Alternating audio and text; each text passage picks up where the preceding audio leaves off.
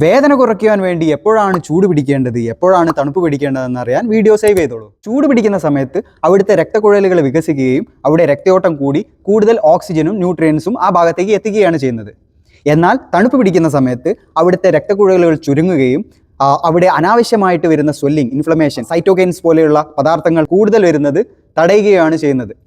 പെട്ടെന്നുണ്ടാകുന്ന ഉളുക്കിനും വേദനകൾക്കൊക്കെ തണുപ്പ് പിടിക്കുന്നതും എന്നാൽ കാലപ്പഴക്കമുള്ള വേദനകൾക്കൊക്കെ ചൂട് പിടിക്കുന്നതുമാണ് ഏറ്റവും നല്ലത്. വേദനയോടുകൂടി നീര് കാണുന്നുണ്ടെങ്കിൽ മസിൽ സ്ട്രെയിൻ പോലുള്ള കായികപരമായിട്ടുള്ള പെട്ടെന്നുള്ള പരിക്കുകൾ, മൈഗ്രെയിൻ പോലുള്ള തലവേദനകൾ, ഇതിനൊക്കെ ഐസ് പാക്ക് ഉപയോഗിക്കുന്നതാണ് ഉചിതം.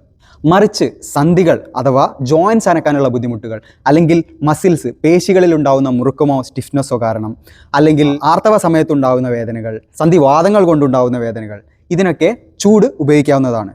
പിന്നെ നിങ്ങൾ ഇതിലേത് അപ്ലൈ ചെയ്യുമ്പോഴും ശ്രദ്ധിക്കേണ്ട രണ്ട് കാര്യങ്ങൾ: ഒന്ന്, ഐസ് ആയിക്കോട്ടെ ചൂടായിക്കോട്ടെ, രണ്ടും 20 മിനിറ്റിൽ കൂടുതൽ കണ്ടിന്യൂസ് ആയിട്ട് ഉപയോഗിക്കാതിരിക്കുക. ഇടവിട്ട് മാത്രം വേണം ചെയ്യാൻ. 2, ഐസ് നേരിട്ട് ഡയറക്റ്റ് ആയിട്ട് ശരീരത്തിൽ അപ്ലൈ ചെയ്യാതിരിക്കുക. ഒരു തുണിയിൽ പൊതിഞ്ഞോ കവറിൽ പൊതിഞ്ഞോ മാത്രം വേണം ഉപയോഗിക്കാൻ. Follow for more health related videos. Thank you.